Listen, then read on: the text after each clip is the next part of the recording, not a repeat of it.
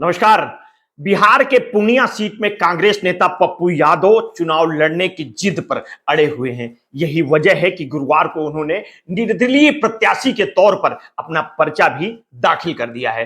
वो कहते हैं कि आखिर मुझसे क्या कमी थी, क्यों मुझे बार बार कहा जा रहा था कि मधेपुरा चले जाओ, सुपौल चले जाओ, जबकि मैंने कांग्रेस में अपने पार्टी का विलय से पहले ही लालू यादव से मुलाकात कर कहा था कि मैं पूर्णिया छोड़कर कहीं नहीं जाऊंगा, मैं पूर्णिया से ही चुनाव लड़ूंगा। इसके बावजूद पूर्णिया से राजद के प्रत्याशी को नामांकन करवाया गया है।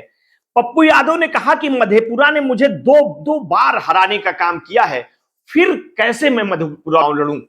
आप बीमा भारती को सुपौल दे देते, मुझे कोई एतराज नहीं था, लेकिन मुझे बार बार क्यों टार्चर किया जा रहा है, क्यों मुझे पूर्णिया छोड़ने के लिए दबाव बनाया जा रहा था। पप्पू यादव ने कहा कि पूर्णिया, कोसी और सीमांचल को वो देश में सबसे अव्वल बनाएंगे।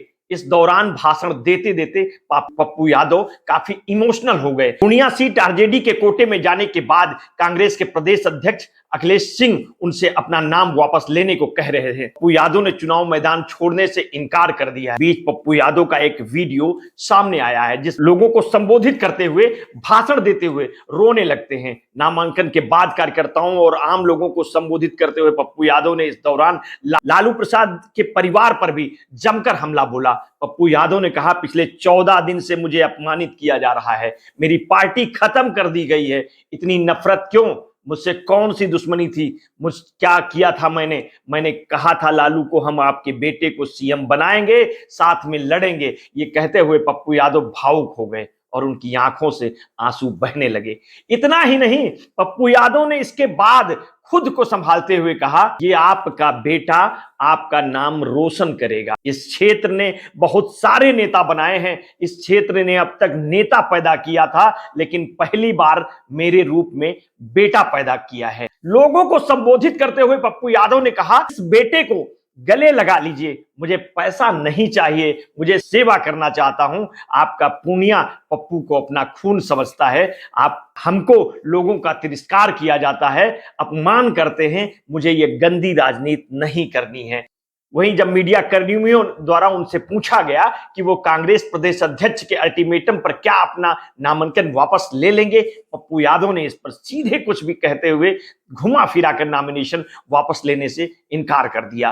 पप्पू यादव ने कहा कि अखिलेश प्रताप सिंह से हमारे व्यक्तिगत अच्छे संबंध हैं, मैं कांग्रेस का सिपाही हूं, हर वर्कर कांग्रेसी है, मैं उनके दिल में हूं, मैं कांग्रेस को बिहार में मजबूत करना चाहता हूं, मेरे नेताओं के लिए देश पहले है, मैं कांग्रेस के समर्थन से यहां उतरा हूं, मैं 1 साल से यहां प्रणाम पूर्णिया, सलाम पूर्णिया कर रहा हूं, सबको पता है यहां मैंने लोगों के बीच क्या किया है, मैं जिस लायक हूं उस लायक मुझको रखा जाए, मुझे जनता का आशीर्वाद मिल रहा है, हम पूर्णिया से कहीं नहीं जाएंगे, यहां के लोगों की ही सेवा करेंगे।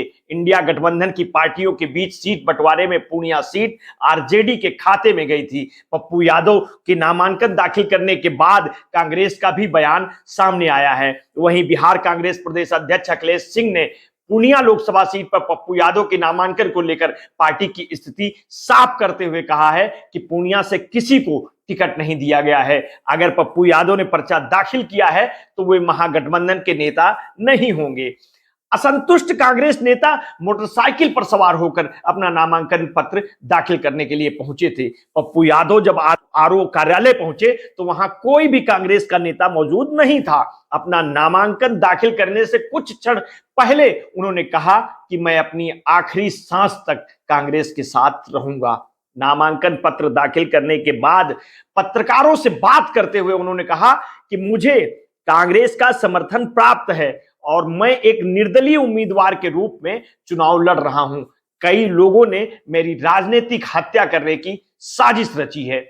आपने अगर अभी तक हमारे इस चैनल को सब्सक्राइब नहीं किया है तो कर लीजिए और बेल आइकन दबाना ना भूलिए। अगर आपको हमारी स्टोरी अच्छी लगी तो हित मित्र शुभचिंतकों में शेयर कर दीजिए। अपना ध्यान रखिए। बहुत बहुत धन्यवाद। साधुवाद।